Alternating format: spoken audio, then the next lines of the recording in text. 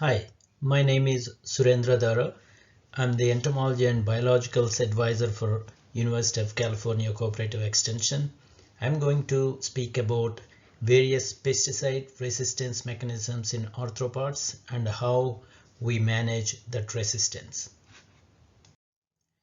You might have seen the abbreviation IRM, which essentially means insect resistance management or insecticide resistance management. And when we have arthropods other than insects, it becomes pesticide resistance management. So they're all more or less synonymous, but it refers to managing resistance in arthropod pests. We all are familiar with integrated pest management and its various components for managing pests, and insecticide resistance management is an integral part of IPM, and it encourages using diverse strategies so that we reduce the risk of resistance development. Insects are smart and powerful organisms that have been around for millions of years. Although their contemporaries such as dinosaurs have gone extinct, insects have been successful with continuous evolution and adapting to their changing environment. Small size, shorter life cycle, having an exoskeleton, having different life stages that occupy different habitats, and having diverse food habits and other such traits contributed to their success. With the advances in modern agriculture and use of various pesticides, insects are exposed to the selection pressure from these pesticides and continue to evolve. There are various mechanisms for insect resistance to insecticides. One of them is altered behavior. Insects change their behavior so that they can avoid exposure to these insecticides. Another one is increased sequestration. They try to get rid of the insecticide that gets into their system. And another one is reducing the penetration.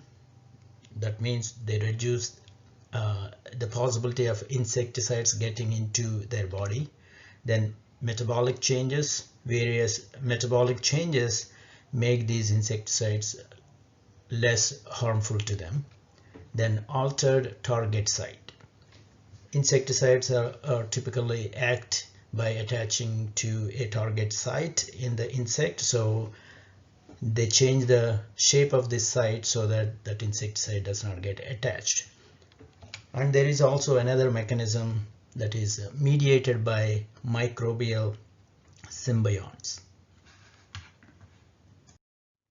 Most of these mechanisms are a result of mutations in these insects that enable them to use one or more of these techniques to resist pesticides.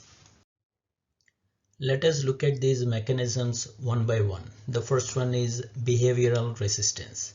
As the name suggests, insects change their behavior when they sense that they're frequently exposed to certain insecticides and they're causing harm to them. So here are a couple of examples, and the first one is Plutella xylostella, diamondback moth. When it realizes that certain plants are treated with the insecticides, it usually deposits eggs at certain places, and when it realizes that it is treated with a pesticide, it changes its behavior and it deposits eggs closer to the soil. And another example is German cockroach. When it realizes that baits containing certain insecticides are harmful to them, they try to avoid them. Like when they realize that there is a food source like sucrose, fructose, and other carbohydrate sources that they are typically attracted to, and when they realize that they can be harmful, they try to avoid them. So they change their behavior, and that is how they avoid danger. The next one is increased sequestration or excretion. which means insects try to get rid of the toxin as soon as possible or move them away from the target sites. So they produce these proteins, which are enzymes that bind to the toxin once it gets into their system and move them away from the target site. For example, if you are adding a neurotoxin, applying a neurotoxin, and it has to get to that particular site to have its impact, and these enzymes bind with these insecticides and take them away from that target site and put them in fat bodies or hemolymph, which is insect blood, so that they are not acting where they are supposed to, and sometimes they basically excrete them. Here is an example where the green peach aphid, Myzosperske, and related species, they overexpress this carboxylesterases. These are enzymes that they bind. They don't change them, they don't metabolize them, but they bind to them and then put them away from their target sites. And another example, not related to a pesticide, but here we are looking at a monarch butterfly, because you know that it feeds on this milkweed that has these carotenoid compounds which are toxic. But it is able to sequester it and survive on the milkweed, but because of that those toxic metabolites in its body, it becomes less preferable to natural enemies. The next one is penetration resistance. So what happens here is when insects are exposed to these chemicals, certain genes trigger the production of certain materials which create a barrier in the cuticle, so it slows down the penetration of the toxin. Since this is more like a physical barrier, this kind of resistance can protect against multiple mode of action groups, and then it is frequently present with other forms of resistance. And here are a few examples where we see this kind of penetration resistance in housefly Musca domestica, German cockroach Blatta germanica, yellow fever mosquito or dengue mosquito Aedes aegypti, and the bedbug Cymex lectularis. So what happens is the thickness of the cuticle increases because of certain gene activation, and that reduces the penetration of the insecticide, here in this example of this bedbug. The next one is metabolic resistance. This is the most common mechanism of resistance in insects, where insects either detoxify or destroy these toxins. So what they do is they either increase the levels of certain enzymes that break down these toxins, or change them into a less toxic form, or they have a change in the structure of the enzyme which actually allows these pesticides to be processed much faster than in a susceptible insect. So here the enzymes that are involved in this kind of metabolic resistance are monooxygenases, carboxylesterases, and glutathione S transferases. And here is an example where resistance resistance in mosquitoes and bedbugs is imparted by metabolic resistance. And another example is the green peach aphid and its resistance to pyrethroids, organophosphates, and carbamates, because there is an increase in the activity of a carboxylesterase. The next mechanism is altered target site resistance. So there happens a change in the target site of the insect, and that makes a pesticide less toxic to it. So here we have several examples such as Helicoverpa species, or houseflies, or different mosquito species that developed resistance to pyrethrum, synthetic pyrethroids, and GDT.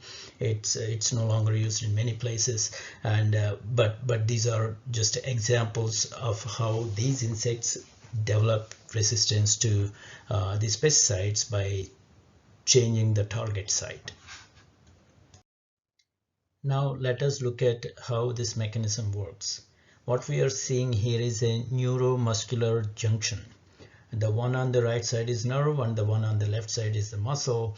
So when the message has to be conveyed to the muscle, which is like if a muscle has to move, it has to get a signal from the nerve, and it gets that signal from the nerve, and now this is an excited nerve what we are seeing here, and then that kind of excitement causes this acetylcholine, which is a neurotransmitter, to come in contact with this muscle, and then that actually excites the muscle.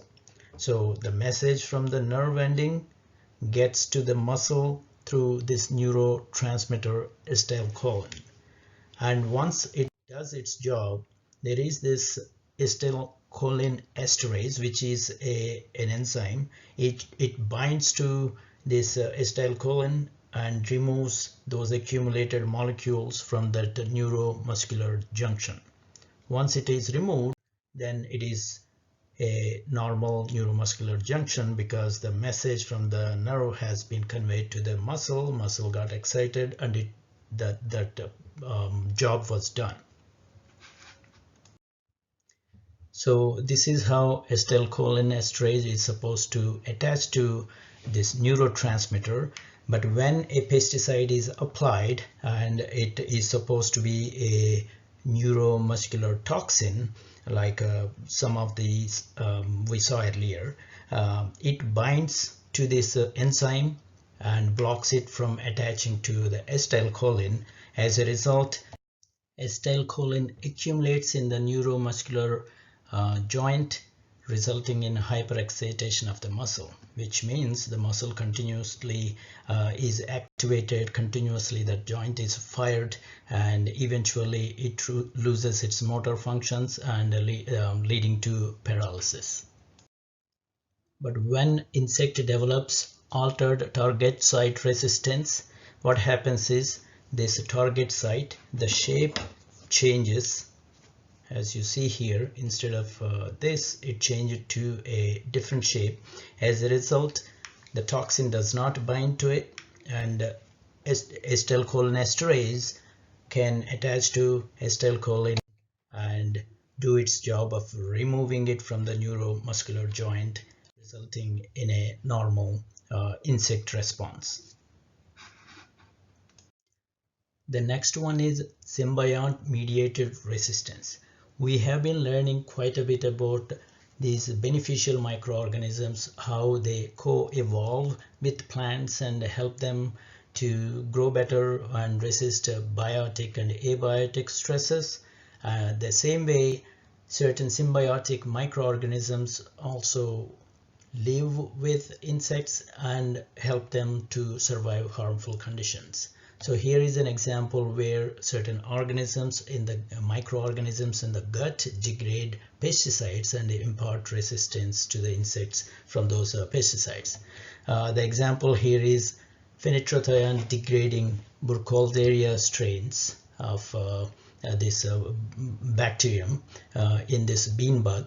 And what they do is they degrade this organophosphate compound and impart resistance when in the presence of that material. So these are different ways insects develop resistance to insecticides. Now let us look at what exactly happens inside an insect that contributes to the resistance development through one or more mechanisms. It is primarily the mutations that occur in the genes of these insects that impart resistance to certain chemicals. So what we see here is a chromosome, and the parts of the chromosome have code for certain proteins in any organisms. So what we see here is a DNA molecule which has these nitrogenous bases A, T, C, G, and so on.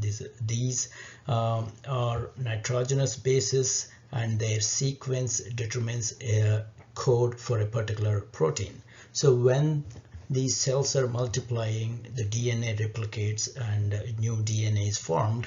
They are supposed to have the same copy in each new cell so that they can carry the same message for the production of a particular enzyme or protein. But sometimes there can be some errors.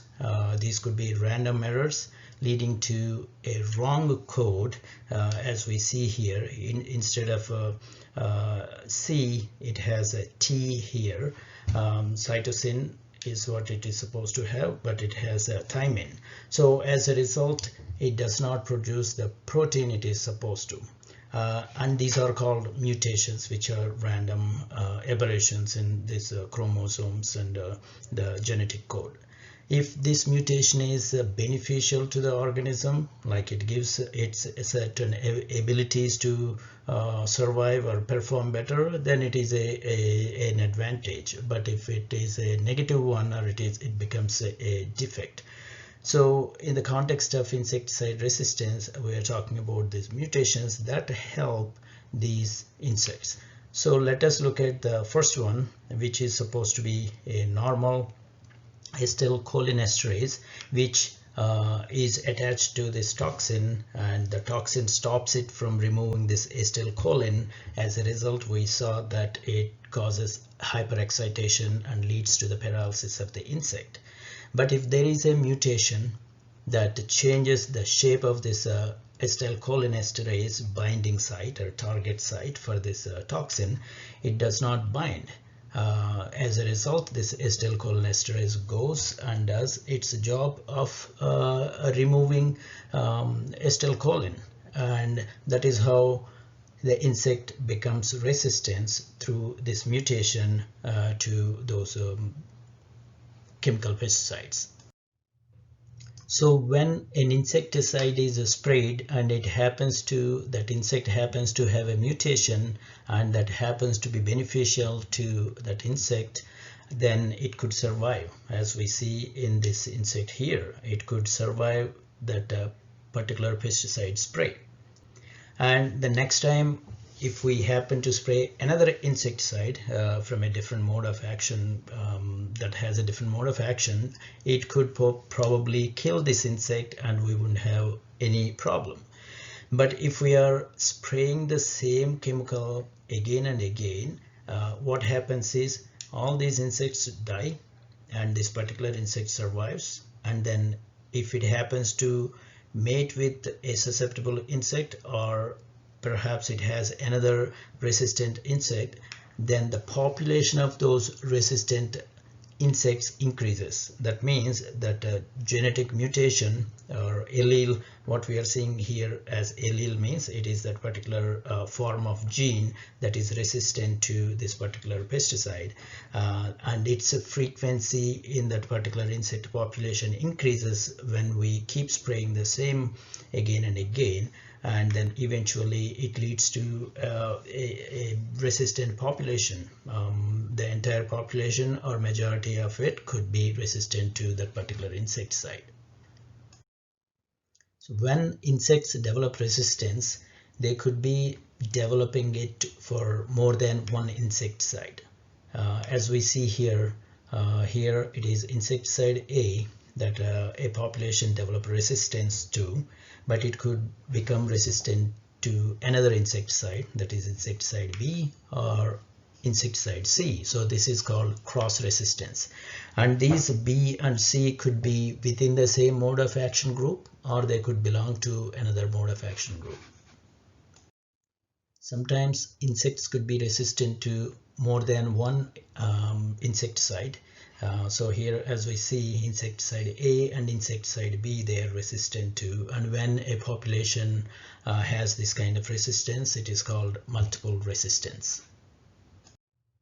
Since pesticides are very commonly used in several crop production systems, insect resistance or arthropod resistance to pesticides is also very common.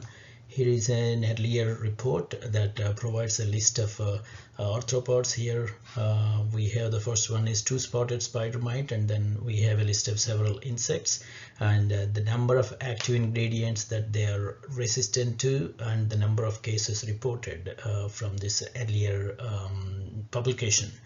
And a recent one shows an increased number among all these insects and the two-spotted spider mites. So we need to be very careful in our pest management approaches, especially when using pesticides to reduce the risk of resistance development. So how do we do this? How do we actually manage insecticide resistance? So the first and foremost thing is, when we are using these pesticides, we need to rotate pesticides among different mode of action groups. For example, this Insecticide Resistance Action Committee puts together this, it actually classifies various mode of action groups and provides a list of various active ingredients that belong to each group. Depending on the way they kill an insect, then they get a particular mode of action. And here we have 32 groups and some unknown modes of action groups in the bottom. Here we see some of them. This is just to give you an idea what this looks like. You can go to this iraconline.org and look up the information. So it is very important when pesticides are used as an option to control pests. We need to know, even if we are using different products, sometimes they could belong to the same class. So we want to rotate, like use a particular material from one group and alternate it with another product from a different group. That way we reduce the selection pressure on the insect and reduce the risk of these mutations and potential resistance development. The next one is reducing the number of applications. So we could try non-chemical alternatives to control pests, and that way we can reduce the number of applications, so that in general, whether it is the same pesticide or different pesticides, by reducing the number, then it reduces that selection pressure. Another one is lowering the application rates. This is we have to lower within the label limits. We can't lower it to the extent that it causes sublethal effects and could lead to resistance development. But when possible, and if it is appropriate to reduce the application rate, we can reduce it. Then the same way, instead of applying a pesticide over the entire field, if the infestation is limited to certain areas, it can, we can use this spot treatment, and sometimes this band treatment is also used to conserve natural enemies, so that the natural enemy populations are protected if a particular pesticide is very harmful to them. But we have to look at what makes the best sense for a particular pest situation and the kind of a pesticide being used. And the next one is generally use various strategies that improve their efficacy, like using the correct pressure kind of nozzles and having that spray boom configuration to increase the efficiency by delivering the correct droplet size at the right place, and so on. So we need to use those application strategies, and maybe use additives like adjuvants and stickers and other things, so that we are increasing the efficacy, which could lead to reduced number of applications and so on. And then another one is using chemicals that are less harmful to natural enemies. If there is a good natural enemy population and that could contribute to the pest suppression, we want to protect them. So we could also use chemicals that are least harmful to natural enemies, or apply at times that cause least harm. and then ultimately following IPM principles and all kinds of integrated pest management practices is very important in the insecticide resistance management. Now we will quickly look at how this insecticide resistance management becomes a part of IPM. Here what you are seeing is the new IPM model.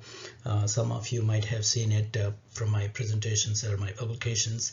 So here is the pest management part, which has host plant resistance, cultural practices, biological control, behavioral control, physical or mechanical control, microbial and chemical control.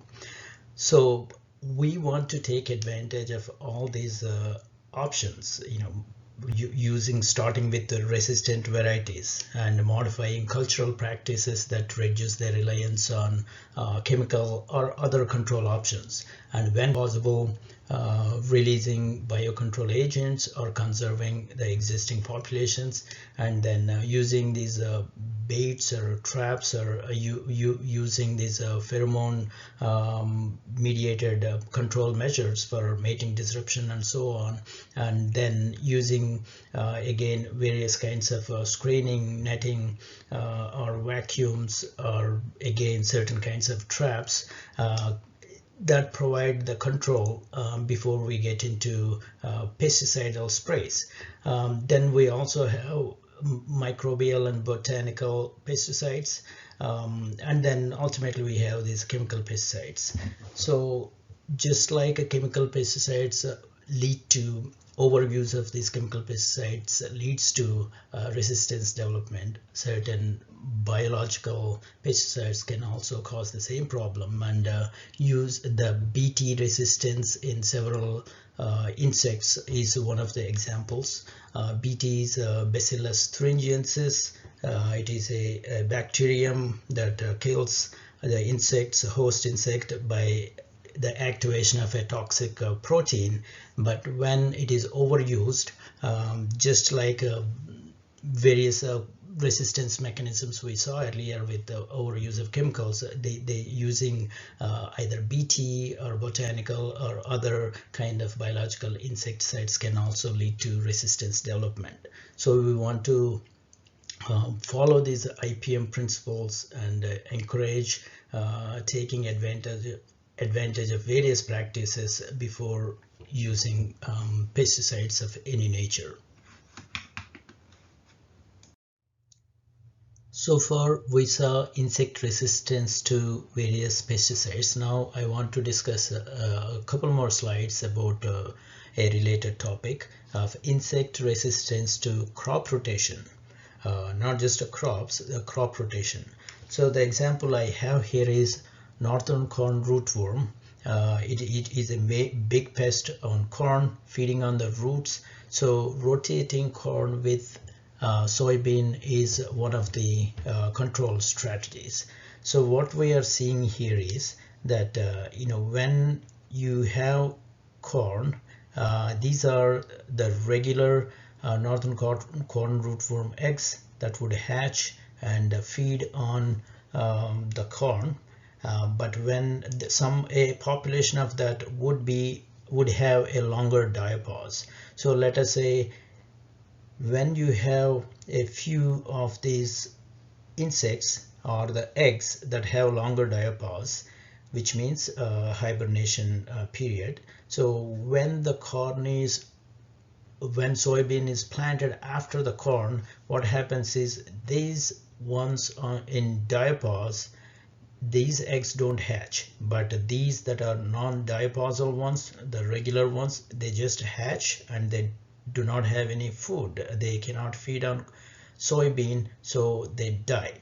And but those that have this longer diapause continue until corn is planted again the following season, and then they hatch and they survive. So this is kind of the ones with longer diapause who skip that crop rotation with soybean, and then they continue to survive when corn is planted again.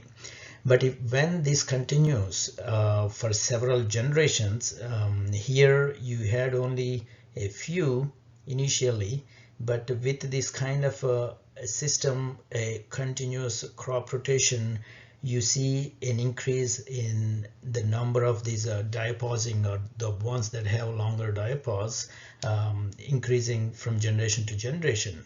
As a result, there are more of these surviving during that soybean crop rotation, and when corn is planted again after a few years, that crop rotation becomes less effective, because compared to the initial fewer northern corn rootworms when corn was planted again, we see a lot more. So what you see here is that even though we use a strategy by planting a non-host plant, certain individuals sleep longer, and then they are able to their numbers increased over generations, and then there are more of these northern corn rootworms that skip this crop rotation and feed on corn again. And there is another example. This is what I got from one of the Entomological Society conferences a few years ago. There was a poster from USDA and University of Illinois scientists who looked at how these microbes in these corn rootworms help them to feed on, or enable them to feed on soybean. So this is similar to what we saw earlier about symbiont-mediated insecticide resistance. Similar to that, what we are seeing here is that these microbes allow these northern corn rootworms to feed on soybean, which would have been usually resistant to it because of certain compounds in soybean. They are not ideal for these worms, so they would not have survived. But the bacteria in their gut provide this kind of adaptation, allowing them to feed on soybean too. So this is a microbe mediated resistance to this non-host plant. So how they found out is that they not only saw that these rotation resistant ones started to feed on soybean and survive, but when they gave antibiotics killing that particular gut bacteria, then they were not able to feed. That means it was that determines that the bacteria are the ones that are helping these rootworms to adapt to soybean. And another one is basically I want to show how insects or mites actually develop resistance to crops, or how they adapt to resistant crops.